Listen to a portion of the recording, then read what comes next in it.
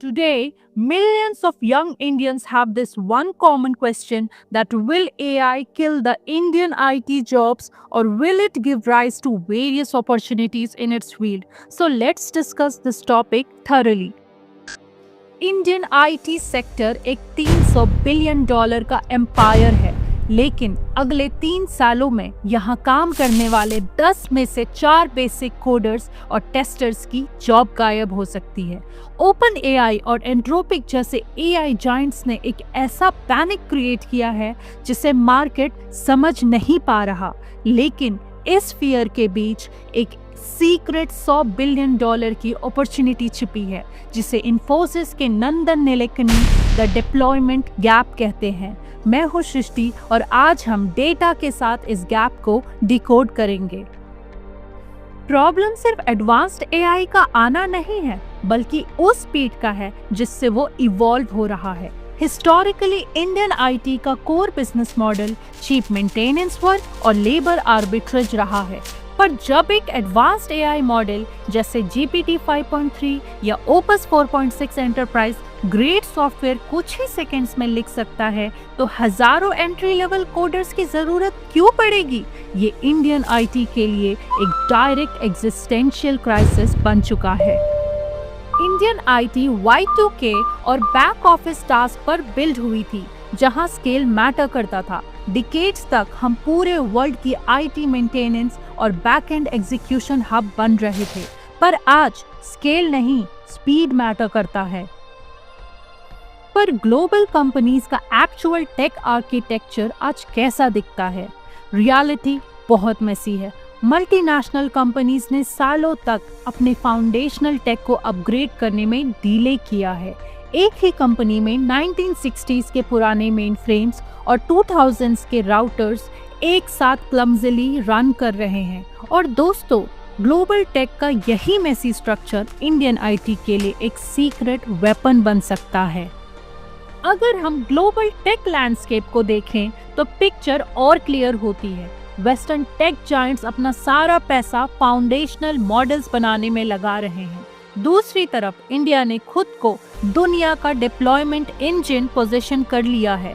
जैसे China global tech hardware का undisputed king है, वैसे ही इंडिया टेक सर्विसेज का सेंटर है। तो आइए इस स्केल को कुछ क्रिटिकल नंबर से समझते हैं। इंडिया में 1600 से ज्यादा ग्लोबल कैपेबिलिटी सेंटर्स है, जो हमारे सर्विसेज एक्सपोर्ट्स का 40% अकाउंट करते हैं। पर एक्चुअल एआई रेवेन्यू क्या है? इन्फोसिस के अकॉर्डिंग अभी भी सिर्फ 5.5% रेवेन्यू डायरेक्टली एआई सर्विसेज से आ रहा है। ये मैसिव गैप ही सबसे बड़ी कहानी है। लेकिन इस मैसिव स्ट्रेंथ के बावजूद मार्केट में एक डीप फियर है। जैसे ही हाईली कैपेबल टूल्स रिलीज हुए, यूएस और इंडियन आईटी कंपनीज के स्टॉक क्रैश कर गए। इन्वेस्टर्स डर गए हैं कि एआई अब इतना सेल्फ सफिशिएंट हो जाएगा कि वो खुद एंटरप्राइज सॉफ्टवेयर लिखेगा और बग्स फिक्स करेगा। अगर ऐसा हुआ तो आउटसोर्स्ड कोडिंग का पूरा इकोसिस्टम ही खत्म हो सकता है। और इस पैनिक के बीच में let's talk about the saviour, the biggest counter argument, जिसे नंदन नीलेकनी ने द डिप्लॉयमेंट गैप का नाम दिया है। उन्होंने समझाया है कि आज टेक इनोवेशंस इतनी फास्ट हो रहे हैं कि बिजनेस उन्हें अडेप्ट नहीं कर पा रहे। पावर ऑफ एआई और एंटरप्राइज की एक्चुअल कैपेबिलिटी के बीच जो ये मैसिव गैप है, वही गैप भरना ही इंडियन आईटी के लिए सबसे बड़ी अपॉर्चुनिटी है। एआई अभी अकेला सब कुछ एग्जीक्यूट नहीं कर सकता। जेपी मॉर्गन के एनालिस्ट ने इन इन्वेस्टर फियर्स को ओवरली सिंपलिस्टिक बताया है। उनका क्लियर मानना है कि एआई अकेले सेफली एंटरप्राइज ग्रेड सॉफ्टवेयर बिना सुपरविजन के जनरेट नहीं कर सकता। आने वाले काफी सालों तक प्रोडक्टिविटी गेन्स के लिए ह्यूमन इन द लूप रहना मैंडेटरी है। तो आगे का रास्ता कैसा दिखेगा?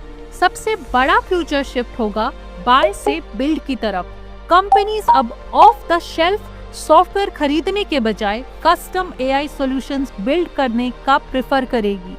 वो चाहेगी कि एआई उनके स्पेसिफिक लेगेसी डेटा और सिक्योरिटी नीड्स के हिसाब से टेलर्ड हो, और यही कस्टम बिल्डिंग का स्केल इंडियन आईटी आउटसोर्सर्स के पास है। दूसरा बड़ा प्रेडिक्शन है एजेंटिक एआई का राइज। फ्यूचर सिर्फ एआई चैट बॉक्स का नहीं, एआई एजेंट्स का है।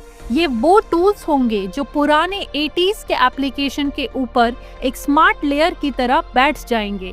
इन एजेंट्स को बस एक गोल दिया जाएगा और वो लिमिटेड ह्यूमन सुपरविजन के साथ पूरा करेंगे। इंडियन टेक फर्म्स अब यही कस्टम लेयर बिल्ड करने पर अपना फोकस कर रही है। इसका प्राइम एग्जाम्पल है इन्फोसिस और एंट्रोपिक की रीसेंट पार्टनरशिप। इन्फोसिस अब क्लाइंट्स को बेसिक कोडर्स प्रोवाइड करने तक लिमिटेड नहीं है। इमेजिन कीजिए, एक एआई एजेंट एक लेगेसी बैंक के 40 साल पुराने आर्किटेक्चर को मॉडर्नाइज कर रहा है, जिसे एक्चुअली एक इंडियन टीम ऑर्केस्ट्रेट कर रहा है। अब आते हैं सबसे क्रिटिकल सवाल पर, इस सब का आप पर क्या असर होगा? ये एआई रेवोल्यूशन डेफिनेटली एक डबल एज्ड सॉर्ड है। सच्चाई ये है कि बेसिक प्रोग्रामिंग और traditional back office jobs at high risk है। अगर आप बिना ब्रॉड सिस्टम आर्किटेक्चर समझे सिर्फ रोट लर्निंग से कॉम्पिटिटिव प्रोग्रामिंग और लीड कोड रट रहे हैं, तो जॉब ऑटोमेशन आपके लिए एक बहुत रियल डेंजर है। और दूसरी तरफ यही डिप्लॉयमेंट गैप आपकी सबसे बड़ी अपॉर्चुनिटी है। ये एक कॉमन टेकी को अब रैपिडली अपस्किल करके एक एआई ऑर्केस्ट्रेटर बनना पड़ेगा। आपको बस कोड लिखना नहीं, बल्कि लेगेसी सिस्टम को मॉडर्न एआई के साथ इंटीग्रेट करना आना चाहिए। जो इस चेंज को एम्ब्रेस करेगा, वो ही इस नए एरा में थ्राइव करेगा। So friends, let's not fear from AI, क्योंकि फ्यूचर बेसिक कोडिंग में नहीं, लेगेसी सिस्टम और एआई को जोड़ने में है, यानी एआई ऑर्केस्ट्रेटर बनने में। अगर आप ऐसी ही इन डेप्थ टेक स्टडीज देखना चाहते हैं तो अभी सब्सक्राइब करें और मुझे कमेंट में बताएं, क्या आपकी कंपनी एआई एजेंट्स खुद बिल्ड कर रही है या सिर्फ बाहर से खरीद रही है? मिलते हैं अगली वीडियो में।